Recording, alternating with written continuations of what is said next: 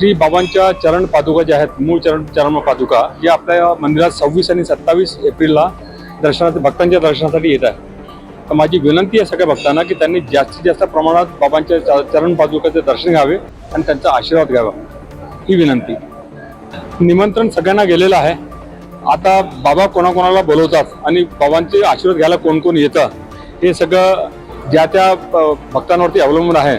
पण माझी विनंती आहे सगळ्या भक्तांना आणि सगळ्या नागपुरातल्या नामांकित आणि सगळ्या प्रसिद्ध व्यक्तींना की त्यांनी बाबाच्या चरण पादुकाचं दर्शन घ्यायसाठी अवश्य यावे. आम्ही त्यांचं स्वागत करूया. त्यासाठी आपण पेंडॉल टाकलेलं आहे, त्याच्यावरती पेंडॉलवरती आपण ग्रीन नेट टाकतोय, खालती कार्पेट टाकतोय.